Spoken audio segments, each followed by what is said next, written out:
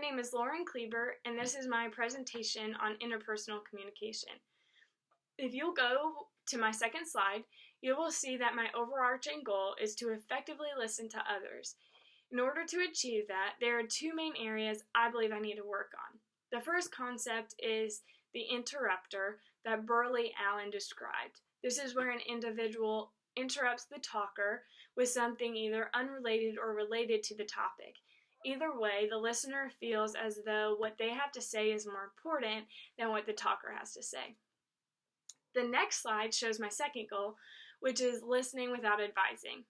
This is something Peterson presented. This is where the listener is supposed to just listen without giving advice. We as listeners are there to help the talker sort through their problem, not give them our own answers. And if we're asked a question, Peterson suggests we should respond with a question back. These are the two specific goals of my overarching goal.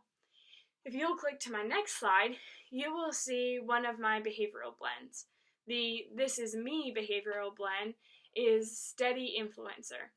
This behavioral blend describes me as being people-oriented, outgoing, yet sometimes reserved, and relational. This describes me pretty well. In relation to my communication skills, the positive aspect is that I have good people skills, so I enjoy relationships. The negative thing is I sometimes lack the ability to finish tasks. This can be related to my inability to focus and listen to someone talk. I easily get distracted and begin thinking about my own thoughts. My other behavioral blend is on the next slide. The This Is Expected of Me is steady specialist. This says that I feel better relating to people in smaller groups, which is true because I'm able to focus better because I'm not distracted as badly. It also says I'm a people pleaser and sometimes need to be more humble. It also says people with this behavioral blend are good listeners, and unfortunately that doesn't apply to me because I'm really not a very good listener. I am loyal and encouraging though, and the negative of this behavioral blend is being too soft, which I think accurately applies to me as well. On the next slide, you'll see some external barriers. Wood says many barriers to mindful listening are present in communication situations. Although we can't always control external obstacles, we can be aware of them and try to compensate for the noise they create. One is information overload.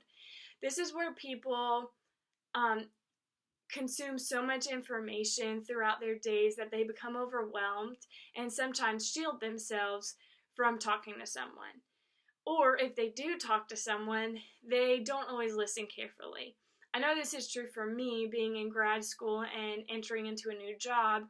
I find myself thinking about either one of those two things when I'm trying to have a conversation with someone, and this prevents me from concentrating and really listening. Noise can be very distracting. I know this is true for me. And lastly, misinterpretations or past experiences is when someone notices a nonverbal that someone is talking and they just notice something that reminds them of their past and they misinterpret it, but it just prevents them from focusing completely. The next slide discusses internal barriers. Preoccupation is the first one, and Stewart describes this as when you're listening to someone but planning your own agenda, then you're not really listening. You're listening to yourself. And let's be honest, we've all done this at one time or another. Unfortunately, I catch myself doing it pretty frequently, and then I end up having to ask the person, will you repeat yourself? Because I didn't hear what they said. Prejudgment also hinders us from being able to fully listen because when the person is saying something, we have our prejudgment of what they're saying or what they mean, and so we're not going to hear the true meaning behind what's being said. Fatigue is yet another barrier that prevents us from effectively communicating. Burley Allen explains that people are able to talk 200 words a minute, but people can process 350 words a minute. So with that lag of processing, people tend to think through things or daydream instead of paying attention to the person speaking. And this occurs more often than I like to admit. Moving on to the next slide, you will see the beginning of my action plan. My first step is the talker-listener card. This is something Peterson presented that describes the roles of the listener and the speaker specifically. I think this will help me remind me to, instead of giving advice, ask questions. And that'll help the person think through their own problems.